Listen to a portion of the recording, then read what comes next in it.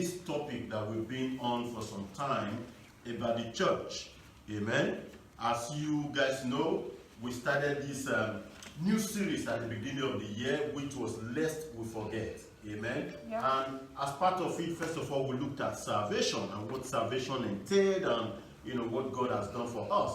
And then we started to look at the church. Amen. For some time now, we'll be looking at the church. We've looked at all the wonderful blessings that God has given to every one of us as his church. Amen. So by God's grace tonight, we'll do a recap of all those things, and then we'll bring this particular series to a close. And then next week, we start another series. Amen. Yes. Next week, we're going to look at the word. Amen. Because we're saying, lest we forget. Amen. Lest we forget what this is all about. Amen. We're going to look at the word of God. Hallelujah. I tell you, it's going to be wonderful.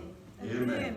So, I think the way we're going to look at it is, can we really trust the Bible today? Amen. Anyway, let me not talk too much about that. Next week is going to be jam-packed. We'll start that new series. We're going to look at many, many things about the Word of God. Hallelujah. How did we get the Word? How did it, you look at your translations. There are many, many translations. You look at things, especially the Old Testament. I know a lot of believers actually struggle with the Old Testament. Amen. Because when they read it, they see a lot of things. Amen. You see things like violence, and you begin to think, oh, is that really the God that I want to serve? And there are many, many things. Like I said, we'll wait till next week, but again, it's jam-packed. Hallelujah. And I'm sure it's going to take us a while to actually unpack all of them. But I'm sure it's going to be a wonderful time of studying, about the Word of the Lord. One good thing about studying the Word of God is that it gives you more clarity about God himself, about his ways. Hallelujah. It's like, when you are married to somebody, you don't get married so that you stay apart. You get married so that you stay together, and you get to know each other the more. The more you know each other, the more you understand each other. Amen. The more you actually have more purpose and understanding of what the relationship is. Amen. But like I said, that's what we're going to be going into from next week, and it's going to be a wonderful time. Amen. But just to recap the lesson about the church. Hallelujah. So we looked at the church, and basically we looked at what God has in store concerning us. So like I said, tonight we're going to be bringing it to a conclusion. Amen. We're going to look at the destiny of the church. Hallelujah. The destiny of the church. But before we do, I'll just do a brief recap of all the things we'll be talking about from the beginning. Amen. We looked at what is the church. Amen. It is actually the body of Christ, or the bride of Christ.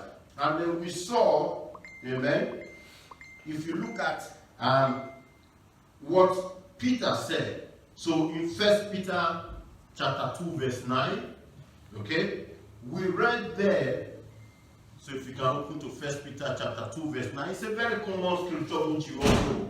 But what we read there is that Peter is saying, but you are a chosen generation, a royal priesthood, a holy nation, a peculiar people, that you should show forth the praises of him who had called you out of righteousness into his marvelous light. Hallelujah. But if you look at what Peter is saying there, you begin to actually recognize, when you compare that to what the Bible says in Exodus 15, amen. So in Exodus 15, you see that Peter uses the word a chosen generation, a royal priesthood, a holy nation.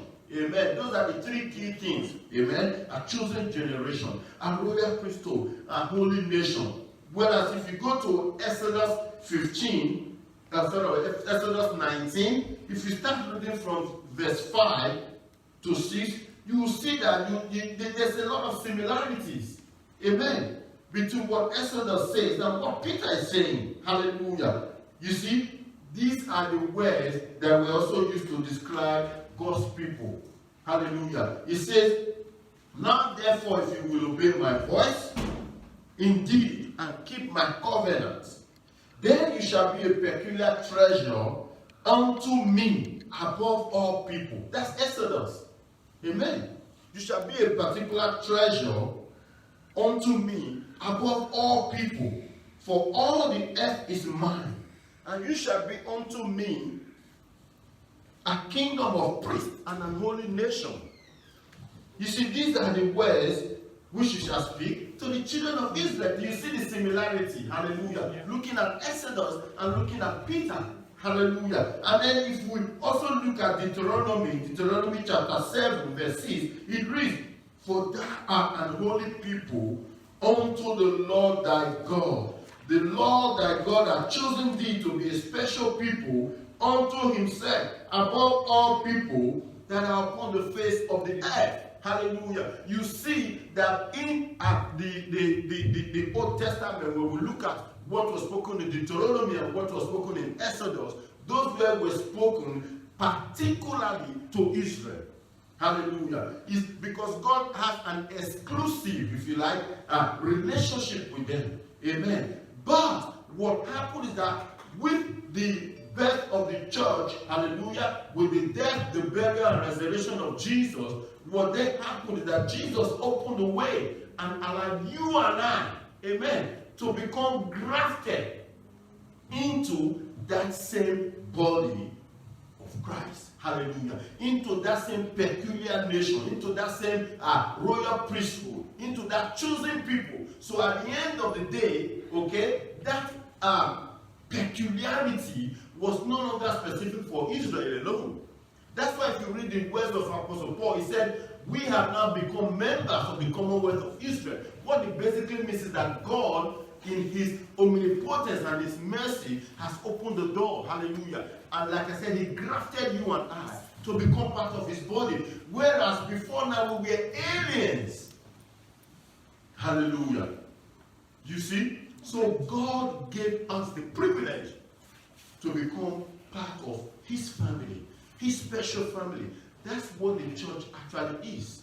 Hallelujah. That's why, those of you that just come and just doing the recap of all the things that we'll be studying so far in regard to the church. Because today we're going to bring the entire studies to an end, and we're going to move on to looking at the Word of God next week. Amen. And we're going to look at, like I said at the beginning, we're going to look at some of the things that, a lot of the things that we're not taught normally in church. Amen.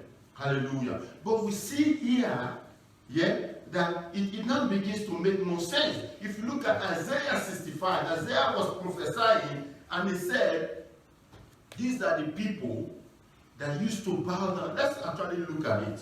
Amen. And the reason I'm saying this is so that we understand that God has always had a plan from the beginning. From the beginning, God has always had a plan for you and I, Gentiles. That's why he said to Abraham, from your seed shall all the nations of the earth be blessed. It's just that he had a timing, hallelujah, which is called the times of the Gentiles. Hallelujah. I'm going to be trying to be very disciplined this evening. Alright, and I could really go overboard because, it talks about the time of the Gentiles. Where the time that we are now is actually what is called the time of the Gentiles. Hallelujah. It is the time that God has opened the door, hallelujah, for us Gentiles to become grafted into his family as a royal priesthood, as a chosen generation. Hallelujah. Not just for Israel alone, but for all of us to partake of the goodness of God. If we look at Isaiah, like I said, if you look at Isaiah 65, you will see there what Isaiah prophesied, talking about the coming kingdom of God.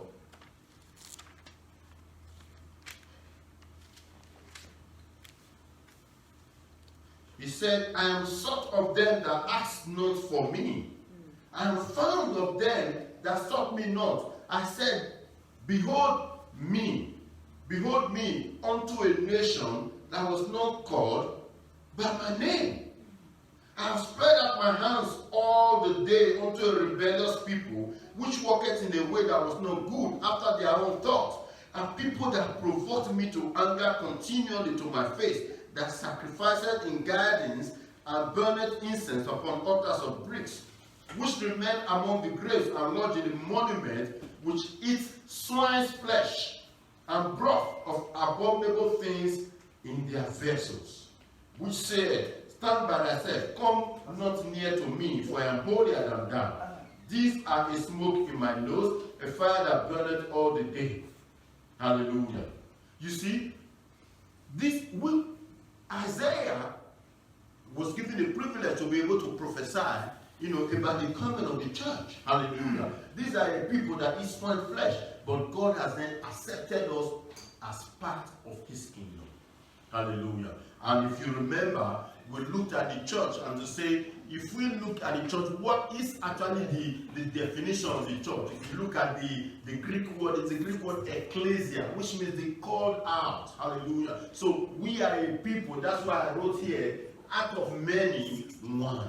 Out of many nations, many tribes, many languages, many colors and races and ethnicity, God has called all of us out of this world.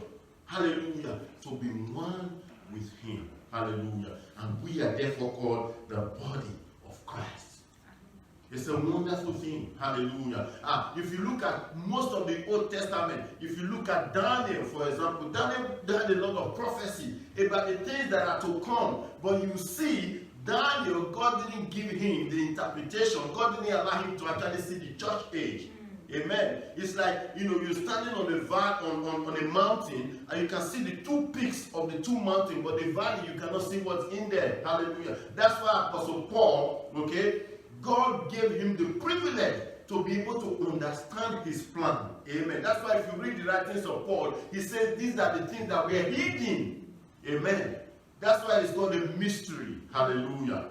Amen. Again, most times I don't like to go too technical and start telling you about the Greek and all that, but it's the word mysterium, which is a mystery, something that was hidden, but it's now been made bare. It's like when you do a jigsaw puzzle. Amen. You just have that one piece and put it in, and bam, what happens? Everything falls in place. Hallelujah. That is the church of Jesus Christ. Amen. Like I said, the days that we're living in now is the time of the Gentiles. Hallelujah. Is the time that God has allowed for us Gentiles to become grafted into his family. Amen. And like I said to you at the beginning, the church has a beginning and it's also going to have a time that the Bible calls the fullness of the time of the Gentiles. Amen. When that time comes, God is going to usher the entire world into a new time dimension, which we're going to look at shortly. Hallelujah. If you remember, we looked at the church and we said it's people that are called out. We've been called out unto God, like a royal priesthood, just, like his possession. Amen. To have that relationship with him. And we also said, if you look at the church, it also means to assemble or gather together for the purpose of testifying, instructing in the matter of law, or a call to testify. Hallelujah. That's why Jesus said, you shall be witnesses unto me. Hallelujah. What does that mean? It means we are testifying of him. Hallelujah. That's why the church, we are his ambassadors, even here on earth. Hallelujah. You see that God has given us a peculiar place in his kingdom to be able to partake of it all. Amen. And we saw a lot of things about the church, church history, church everything. Amen. And I remember I gave you the purpose of the church. Amen.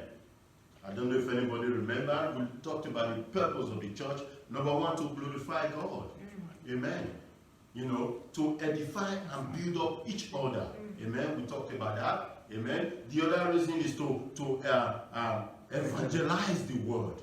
Amen. That's why he said, you go into all the world, and the next is to make disciples. Amen. So we will become saved so that we can make disciples for his kingdom. And fifthly, I remember I gave you these 5 reasons, is to prepare the bride.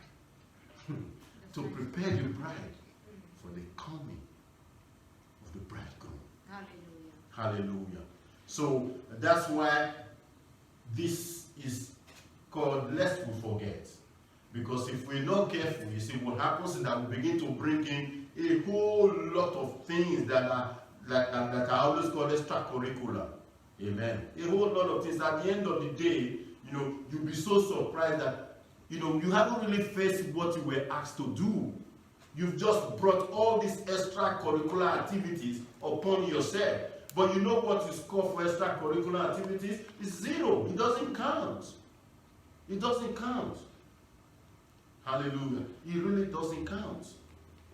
I remember telling you about a certain man, okay, who he was asked to go and break the story to this king that the wife had given birth. And in the country, they have a law that whoever news, the birth of the news of the birth of the child that the kings hear first, that is the eldest. That's the senior.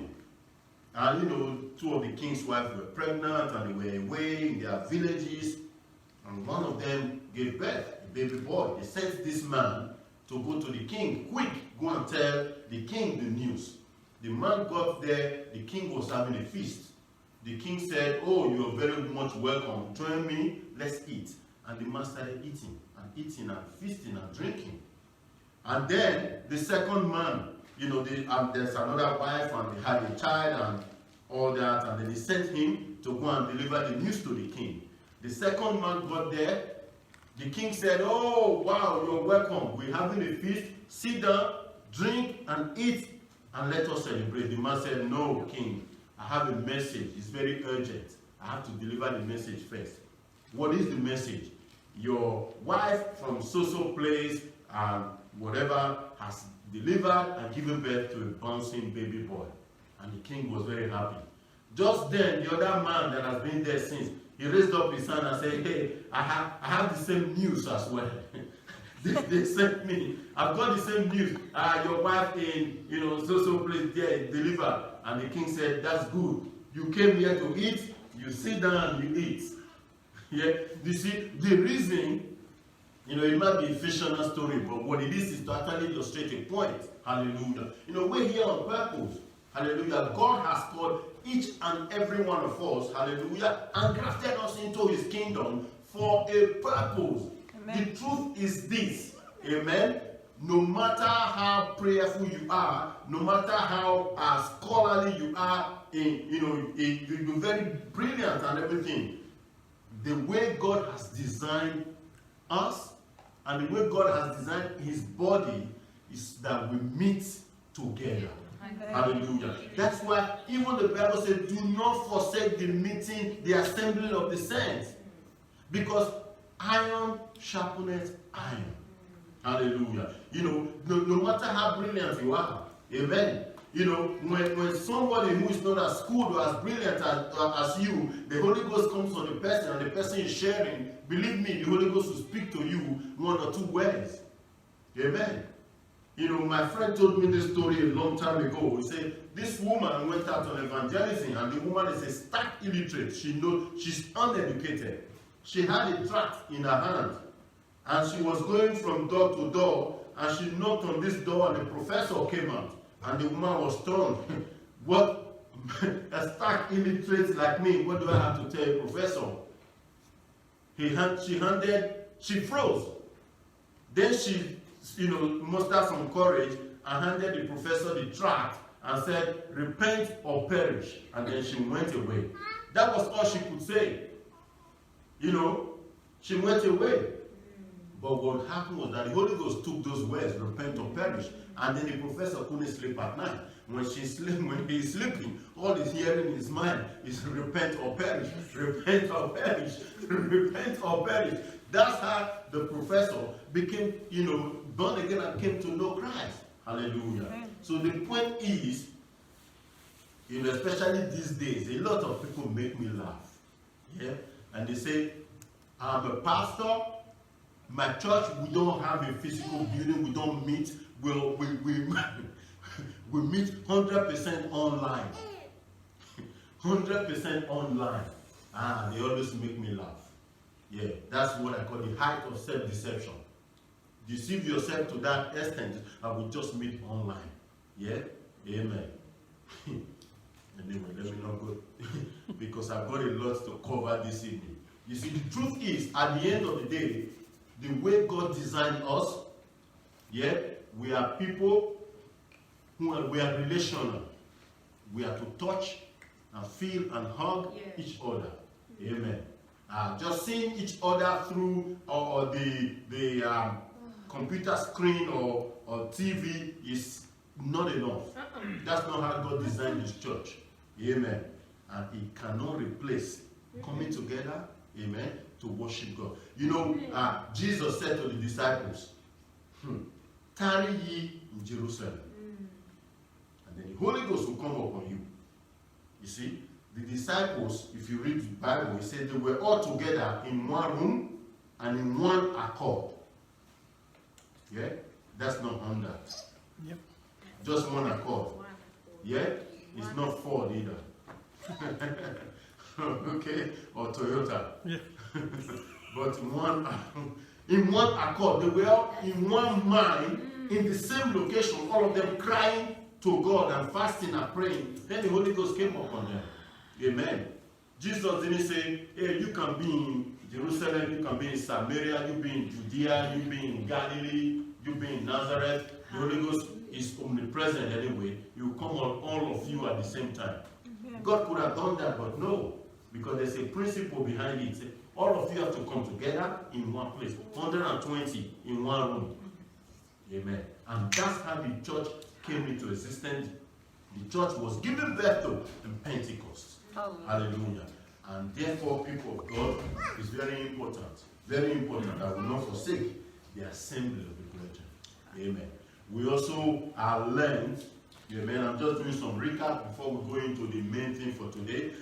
We also learned about the different churches. You see, remember the letter that Jesus wrote to the 7 churches. Amen.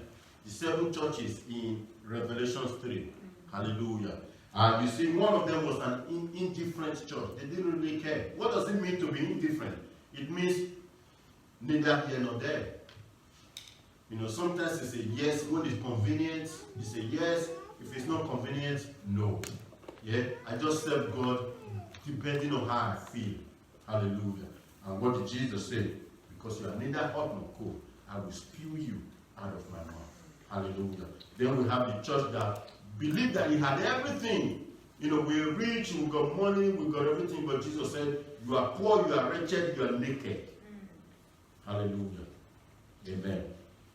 That is not what we want to hear from God. Hallelujah. Because they thought they're rich and they're self-sufficient. They got everything. Hallelujah. And then we have the apostate church. Amen. We have the church that, you know, had a form of godliness, but there's no power in it. Amen. All they did was just religious exercise. Hallelujah. Amen. Now, we did a whole lot of things. We looked at the church as the bride of Christ. How many of you remember? Yeah. We looked at the church as the bride of Christ. We looked at the Songs of Solomon, which actually, you know, explains the whole thing.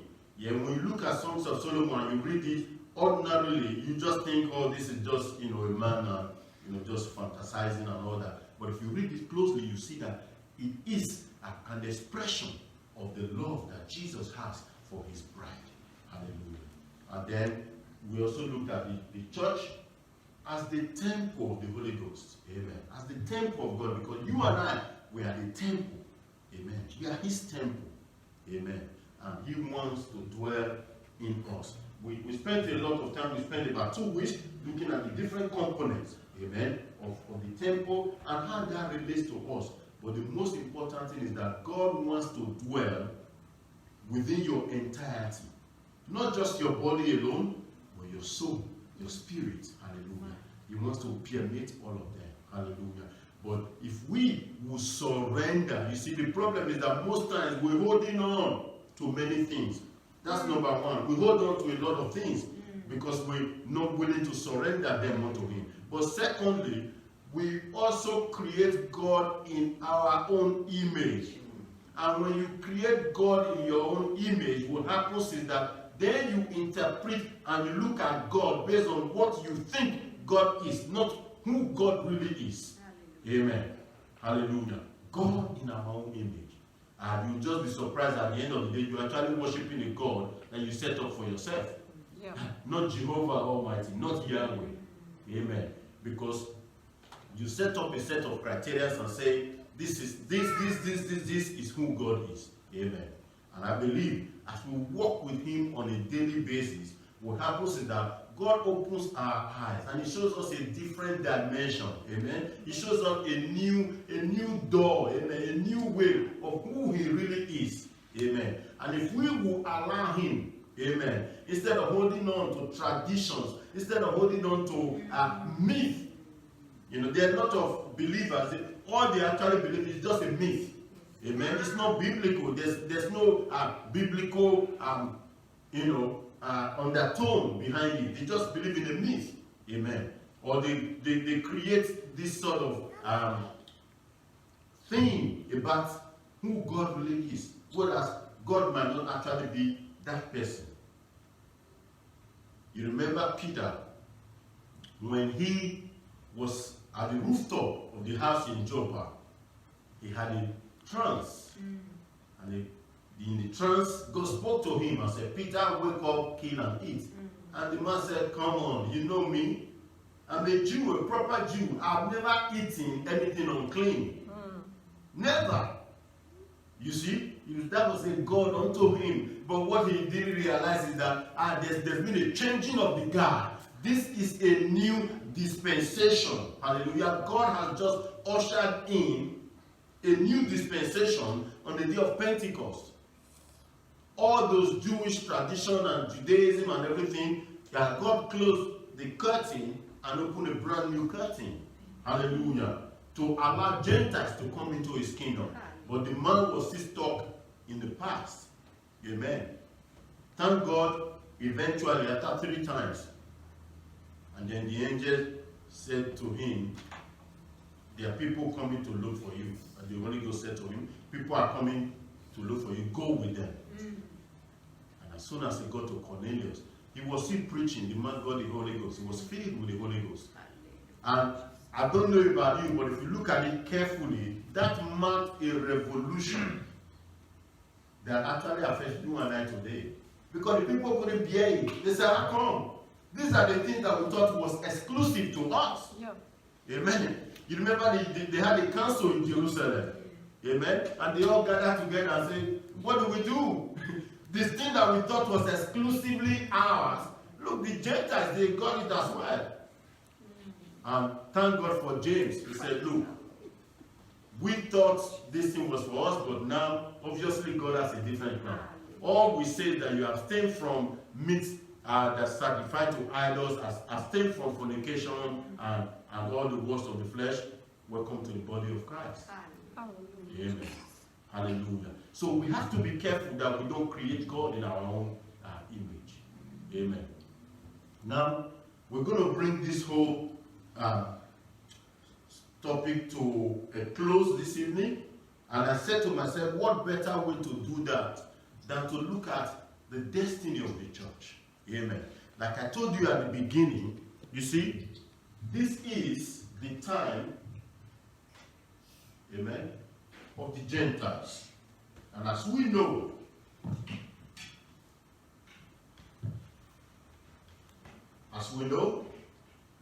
this time of the Gentiles is also going to come to an end. Hallelujah. It's going to come to an end at the close of the ages where God will usher in something new. Amen. So I'm just going to give you a timeline here where we have eternity past. Amen. So we have eternity past and we have eternity future, which we call the eternal state. Amen. And in between, we have the different dispensations. Amen. Right now, we are in the church age. The church age, which is also the time of the Gentiles. Hallelujah. That's why I said to you, the church has a destiny. Amen. The destiny of the church, amen, is that in the fullness of time, according to God's timetable, Jesus is going to come for his bride. Hallelujah. And when he comes for his bride, amen, he's going to rapture his bride, and Bible says, and so shall we ever be with him. Hallelujah. You see, if you look at the Bible, the doctrine of the second coming of Christ is all over the Bible. Amen. The doctrine of the second coming of Christ is mentioned about 318 times in the 216 chapters of the New Testament. If you look at that, that means 1 in every 25 verses in your New Testament actually makes reference to the second coming of Jesus. Hallelujah. Some entire chapters are devoted to it. If you look at the Bible, at least 3 New Testament writers, they wrote books about the second coming of the Lord. There are actually more references to the coming of Christ than any other doctrine in Scripture. If you look at the Old Testament, you will see that it talks about the coming of Christ, both his first coming and his second coming. Hallelujah. And then my question for you today is, why then is it that so very little is known in the body of Christ about the second coming of Christ? That's because we fill the whole place with extracurricular activities. Hallelujah. We left the major things and we start to major in the minor things. Hallelujah. You look at your entire Bible. Amen. It's full of the references, and time will fail me. If you start looking from Genesis, hallelujah, it talks about the seed of the woman. Mm-hmm. Amen. But then it also talks about the seed of the serpent. Mm-hmm. Hallelujah. There are 2 seeds in there. Yep. Hallelujah. Most times we reach the conclusion that it was when Jesus went to the cross and resurrected. Okay, but that's not all. Hallelujah. There's coming another time where the seed of the womb, of the seed of the serpent, Jesus is going to put a final end, hallelujah, to the reign of the seed of the serpent. Hallelujah. If you look at your Bible, every single part you see, it talks about the second coming of Christ. Hallelujah. But not only that, it also talks about Jesus coming to establish his kingdom on earth. Hallelujah. Which is what we refer to as the millennial reign of Christ. Amen. So, you see that the church has a destiny. Amen. Our destiny. Amen. And this is what every believer should be looking forward to. Amen. Why? Because the Bible tells us to look forward to this. He said, comfort one another with these words. Hallelujah. It's called our blessed hope in Christ. Hallelujah. Our blessed hope in Christ. Amen. He said, comfort one another with these words. And the Bible says, he that has this hope in him purifies himself, even as he is pure. Hallelujah. The destiny of the church is that, first of all, Jesus will come, hallelujah, and rapture his church. Amen. And after he's raptured his church, then on this world at that time, amen, we'll have the reign of the Antichrist. And after the 7-year period, amen, which the Bible breaks into 2 halves, we have 3.5 years that will be good, and another 3.5 years that will be terrible, terrible things. That the kind of things that we'll see are things that are never before seen, nor ever will be seen. Amen. And after that time, Jesus comes, defeats the Antichrist, defeats the devil, and binds the devil, amen, for 1,000 years. Amen. And Jesus will establish his kingdom right here on this world. Hallelujah. A new heaven and a new earth. Hallelujah. And then what happens, hallelujah, is after that 1,000-year reign of Christ, the devil will be released for his final destruction. Amen. A lot of the people in this world at that time, they will rebel against God, and then there will be the time of judgment. Hallelujah. And after all that time, you will have the sheep and goats judgment. Amen. Then we'll have the great white throne judgment, and then finally we have Jesus establishing his kingdom forever in what we call the eternal state. Hallelujah. Now, if you look, that especially these days with all the confusion. Could you say it again, please? Especially with all the confusion and everything that is going on. I'm not sure I understand.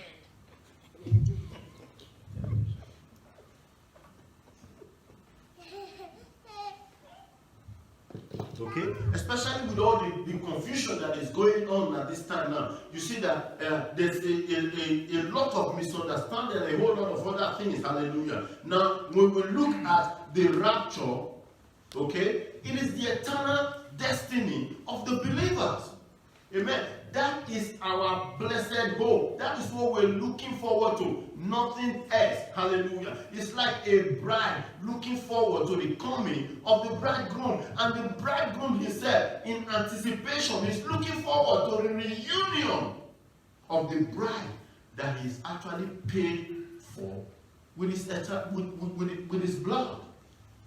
Now, when you look at the rapture, what happens is that there are three major views. Amen. But don't let that deter you. Some people have the view that the rapture will happen before the tribulation. Some people say, no. The believers will go through the tribulation. And some say, no. The rapture will happen mid-tribulation. Hallelujah. But if you look at, generally, first of all, what I've come to see is that people who believe that the believers will go through the tribulation, what then happens is that then they start to call everybody else a false teacher. Amen. The truth is, the fact that you read your Bible and you interpreted it in a certain way, amen, and you have a certain understanding, doesn't make everybody else a false teacher. Amen. Hallelujah. We all have different understanding. Okay? So long as you're not coming out to say, okay, that Jesus didn't die on the cross, that Jesus is not God, or you deny the virgin birth, then we can call you a false teacher. Hallelujah. If you decide to have the understanding and the interpretation of scriptures that believers are going to go through the tribulation, that's up to you. But I say that we have a different view. Hallelujah. We have a different view. Amen. Because the view that I believe in is that Jesus is going to rapture his church, hallelujah, before the tribulation comes. Why? Because if you look at scripture and you look at everything, every other doctrine doesn't add up. It doesn't fit. Amen. It doesn't add up. It's because what happens is that they looked at the whole thing, especially the book of Revelation, and they think it's an allegory. Amen. It's not an allegory because they don't have the faith to believe it exactly as what it is. When you start to allegorize it, then you begin to think, really, would there really be, a tribulation? Will, a lot of people actually die? And this, you've got to understand, again, this is not a class in eschatology. I wish it were, because then I would have gone through every single thing and lay it bare for you to understand. But the truth is, hallelujah, if you look at scriptures, God in his word says, encourage one another with these things. Amen. And he said, we should look forward, amen, like a bride looking forward to the coming of the bridegroom. Hallelujah. The Bible never asks us to look forward to the coming of the Antichrist. Amen. He asks us to look forward to the coming of Christ. Hallelujah. When we'll be reunited with him. Hallelujah. If you read scripture carefully, amen, what then does grace mean? If I have to then go through the tribulation and fight for my salvation, then what's the point of Jesus going to the cross and sacrificing his life? When at the end of the day, I'm going to fight for it anyway. And do you know there is no other insult? I repeat, there is no other way of insulting God than for you to try to work to end your salvation. It's the greatest insult you can ever give to God. Because he's giving you everything. He's paid for it with his blood. Why then would you even try? It's an insult to grace. It's trying to say the sacrifice of Jesus is not enough. Mine is better. Amen. Therefore, I'm going to go through the tribulation in order to end my salvation. And we know that salvation is a free gift of God. Hallelujah. You know, that's why at the beginning, if you remember, when we started this series, we talked about salvation. What is salvation? Hallelujah. Is saving us from the wrath that is to come. That's what the Bible said. Hallelujah. That he saved us from the wrath that is to come. Like I said, one of these days we'll look at eschatology and we'll look at all this and lay it bare. But you've got to understand, hallelujah, when people start allegorizing, then they start making things fit. Yeah? In my profession, we call it rubber sheeting. Yeah? You try to stretch it this way and stretch it that way and stretch it so that it fits. Amen. Hallelujah. But if you take the word of God literally as God has said it, amen. Because I believe, you see, when Jesus said, just as Noah was 3 days and 3 nights in the belly of the fish, so will I be. How many days was he dead for? 3 days and 3 nights. Hallelujah. Then he resurrected. It wasn't 30, which would then say, oh, 30 is a multiple of 3. No. When he said 3, he meant 3.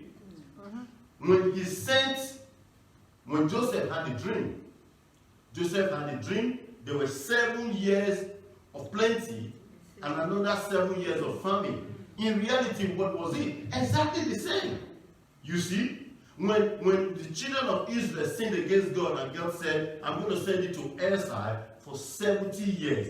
70 years they stayed in Babylon as punishment. God didn't make it 700. Amen. He didn't make it 69. You see, when we talk about God, there's nothing like approximations. God doesn't do approximation. Yeah? You know, in our human sense, we approximate. Yeah? If you have 69.6, you approximate it to 70. No, God doesn't do approximations. That's right. For God, if 70, then it's 70. Amen. It doesn't approximate 6.6 to become 70. No. Hallelujah. Therefore, if you look at it in every way that God has dealt with man, it's exactly what it is. Amen. You know, this really made me laugh. When the Australian government had the issue about India, okay, about people passing through the back door, they put a fine and said, if you do it and you're caught, you either go to jail for 6 years or we fine you 66,600. Okay? 66,600. All of them started coming out. And that's 666. You tell me, 66,600. How is that 666? You tell me. How is this 666? That's because they're allegorizing. Because they brought it and think it's an allegory. No. When God speaks, he spoke. Hallelujah. If you read Psalm 22, sometimes you're still astonished. As if Jesus wrote it, obviously, speaking through David. But it's as if David was transported. Every single thing, how they pierced his side, how they divided his clothes, everything all came to pass. Amen. Therefore, if you take that literal interpretation to Revelation, you will see that what God said is going to pass exactly how he said it. Not an allegorized version of it. Amen. Amen. Hallelujah. So people of God, that is our eternal destiny with Christ. Amen. Now, if you look at the book of Ruth, amen, you will see there, I know when we read scripture, God gives different, all of us have different revelation, different interpretation. But for me, when you look at the book of Ruth, it's a clear example of the plan of God for the church. Hallelujah. Because you look at Ruth, okay, the first time we saw her, hallelujah, she was a Moabite. Amen. She was outside of Israel, in a foreign land. Hallelujah. Then she struck to Naomi and she said, where you go, I will go. Hallelujah. And your people shall be my people. Hallelujah. Where time is failing me now, but there's seven things. Your people shall be my people. Your God shall be my God. Where you lay, there I will lay. Hallelujah. And then, amen. And then what happened? She was a foreigner. But as she went in and she came to live with Naomi, the next time we saw her, she was a servant. Amen. Like a low-grade servant going to the reapers. Hallelujah. Gleaning, where the reapers have passed through. Amen. From being a low-grade servant that is gleaning from where the reapers are gone, the next thing we saw her, she was lying down at the feet of Boaz. Amen. And saying, cover me. She actually covered me with your skirt. Amen. Hallelujah. And then, the next time we saw her, she was a bride of Boaz. Hallelujah. You see how, if you look at it closely, you can see the plan of salvation and the destiny of the church right in there. Hallelujah. Boaz being what you might call, okay, kinsman redeemer. Hallelujah. He's playing there. You see, that's why I love the word of God. Hallelujah. When you begin to read, you see that God's giving us snippet and snippet and snippet, hallelujah, of things that are to come if we look closely. Hallelujah. You see Boaz there being our kinsman redeemer.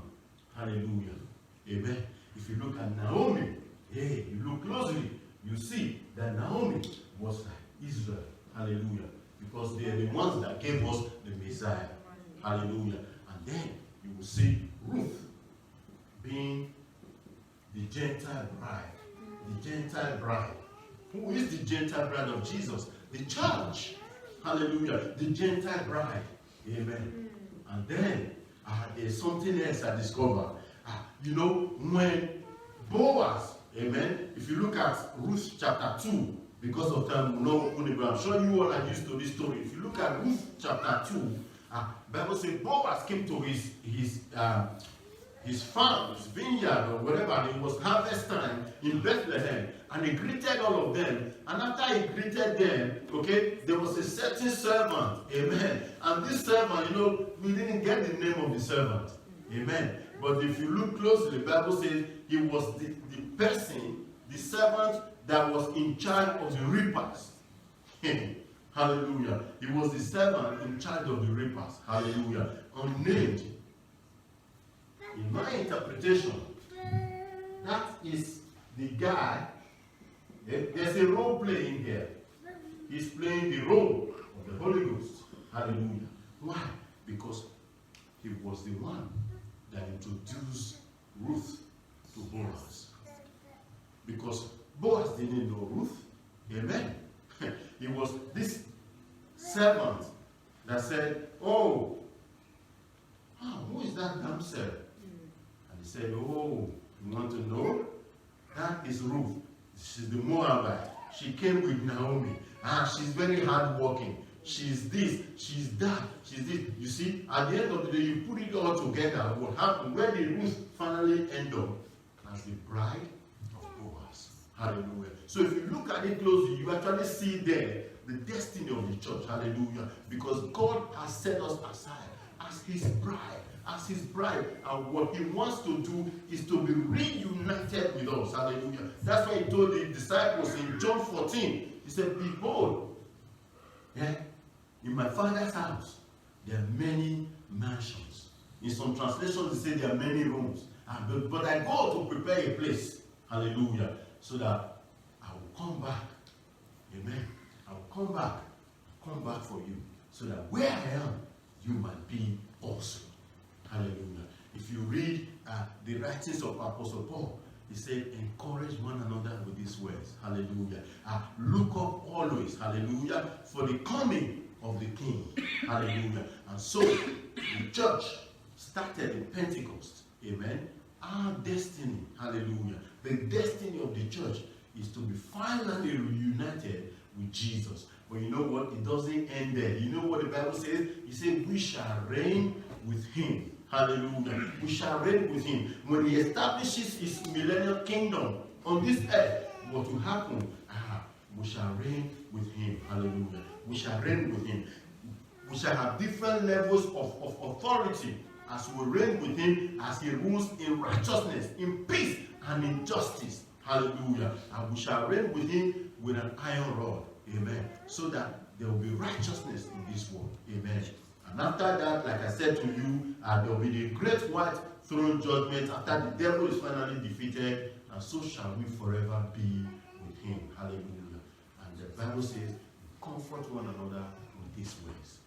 Amen. Hallelujah. You see, that is the eternal destiny of the church. And believe me, nothing can take that away from us. That's what we look forward to every single time. Hallelujah. And that's what gives us the hope. And that's what gives us the courage to continue going. Hallelujah. You see, when the going gets tough, when it looks as if things are not working, when it looks as if we are losing hope, we remember, hallelujah, we remember that we have an eternal destiny with Christ, hallelujah. We remember that the things which are seen, they are only temporal, hallelujah, but the things which are not seen, they are eternal, hallelujah. And we remember that God has a plan, an ultimate plan. That plan that is better than any other plan you can ever think of. Hallelujah. Because each time you remember, you have to think of the eternity. Hallelujah. You have to think of the eternity. When you feel like giving in, when you feel like I don't want to be a Christian anymore, this thing is too hard, I have to discipline my flesh, I have to discipline my body, I have to deny my flesh, I have to do this, I have to do that. You remember and ask yourself, what's the alternative? Amen. The alternative is that you spend eternity with the devil. Hallelujah. The alternative is that you were going to go through the tribulation. Amen. And suffer with the Antichrist. Hallelujah. And because of that, because of this blessed hope that we have, hallelujah, because of the relationship that we know that we have with him, because of the love that we know that we have with him, and because we know that we are going to actually see him face to face. Hallelujah. Because we know that we're going to be with him in his kingdom. You see, he gives us the courage to keep on going. Hallelujah. He gives us the courage to keep on going because we know, hallelujah, that everything that is going on right now, all the challenges, all the pains, all the trouble, Apostle Paul said, eye has not seen, ear has not heard, and neither has it even entered into the heart of man. The things that God has in store for us. You see, can you imagine yourself with a glorified body? Amen. Exploring the universe. Hallelujah. Exploring the galaxies and the heavens and everything that God has created. Hallelujah. You know, we shall be like him. How was he when he was here? You know, here is Thomas. They told him, Jesus has resurrected. He said, what? Okay, say that again. What are you talking about? I will not believe until I put my finger on those palms that were pierced. Amen. And then Jesus appeared. How did Jesus know? How did he hear him? You know, Jesus said, here you go, Thomas. Come on, feel it. Put your hand in it. Amen. How did Jesus know? You see, because he now had a glorified body, hallelujah. He had the body that is not limited to time and space. Amen. Hallelujah. You see, when he comes for us, we're going to have the glorified body like him as well. Hallelujah.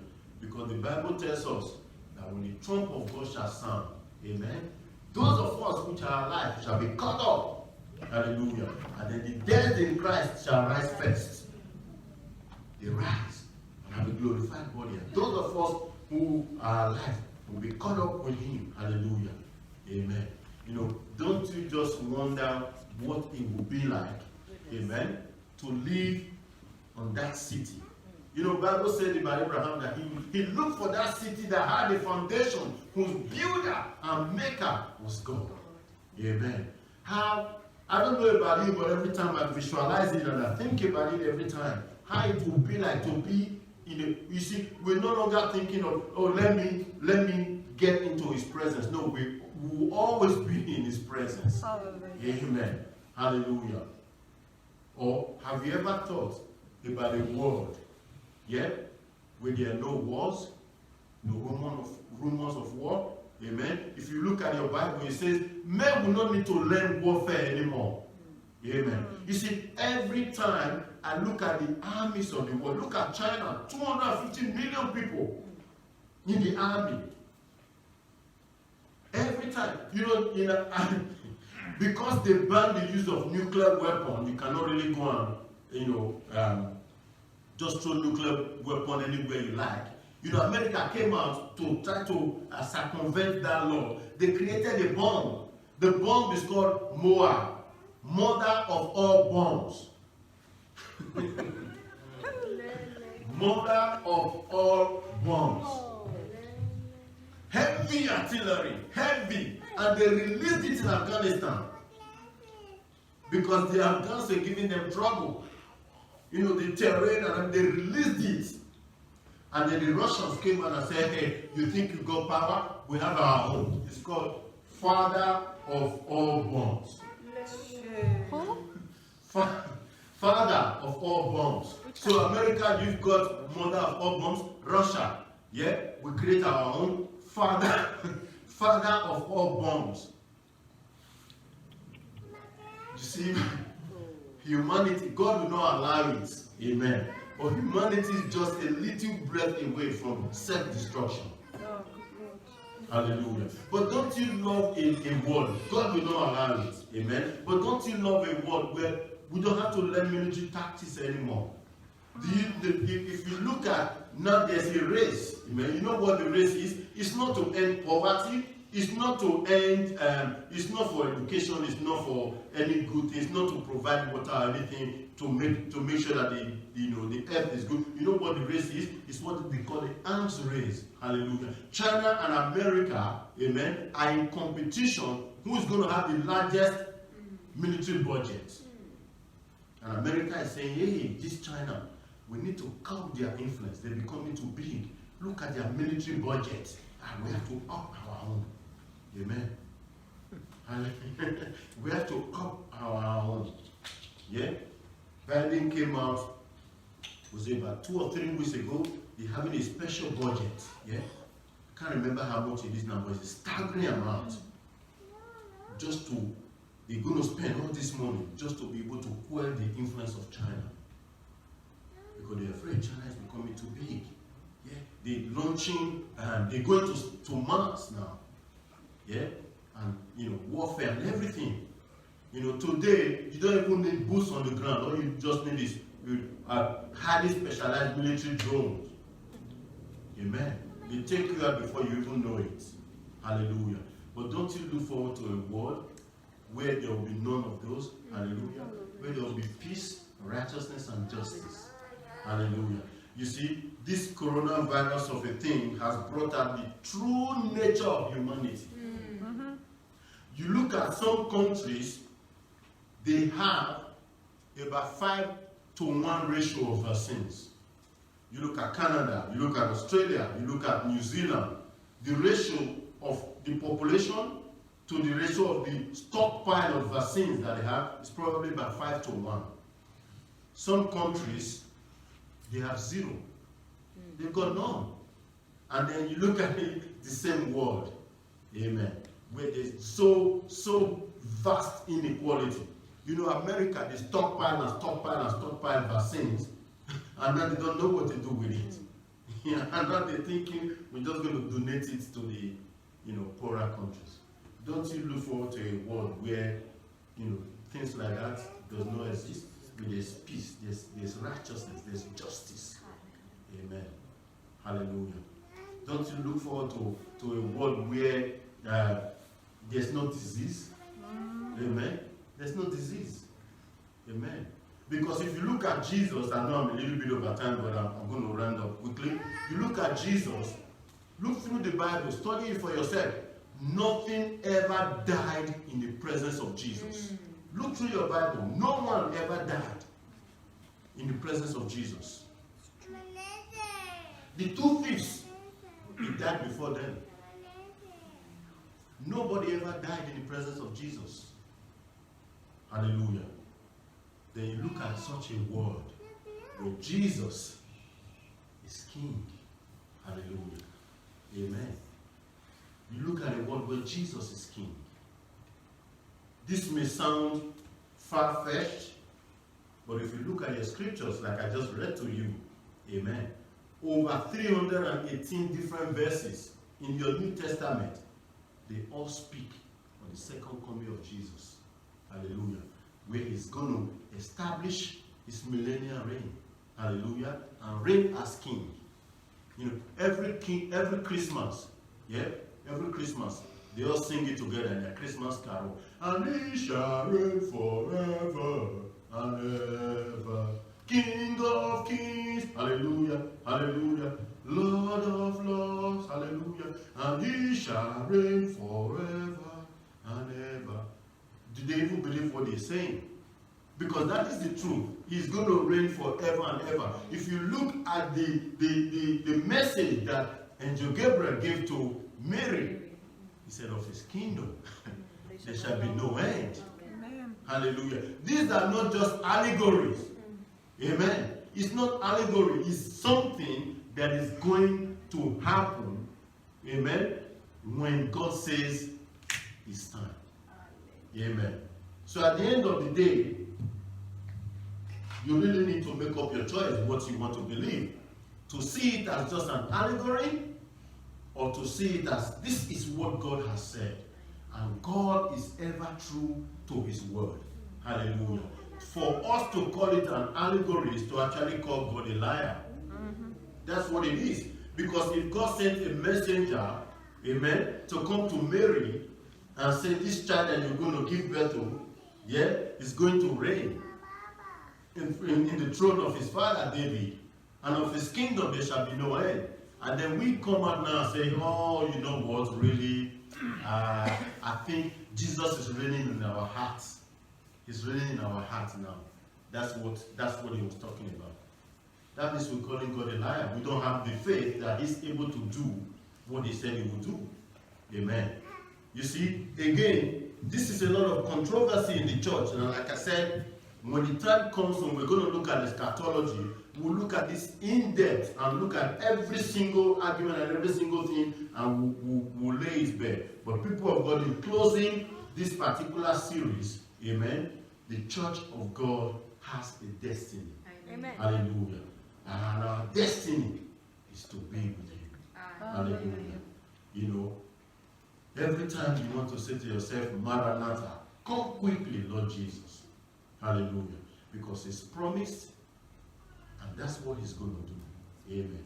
When he will be reunited with his bride. Hallelujah. We'll reign with him. And so shall we ever be with him. Amen. If you study the scriptures carefully, you see that after the rapture, we'll never be separated from him anymore. We'll always be with him. I don't know about you, but I look forward to that day. Hallelujah. Because that is our destiny. That's what we signed up for. That is what we signed up for. Hallelujah. And we will escape the wrath that is to come. Hallelujah. So we're going to end this here tonight. And like I said, next week, we're going to start a new exciting topic. Amen. Still within the broader topic of lest we forget, but we're going to look at the word. Hallelujah. The word. And I call it, can we still trust the Bible today? Amen. And I believe that it's going to be an exciting time. We'll have fun exploring, the word of God. Amen. Hallelujah. Let's pray tonight. Amen. Lord, we give you glory and honor. We thank you because your word is grace, your word is truth. Hallelujah. Your word is the only hope that we have, oh God. We give you glory and honor because we know your truth or your word. In Jesus' name. Amen. All right. Any questions?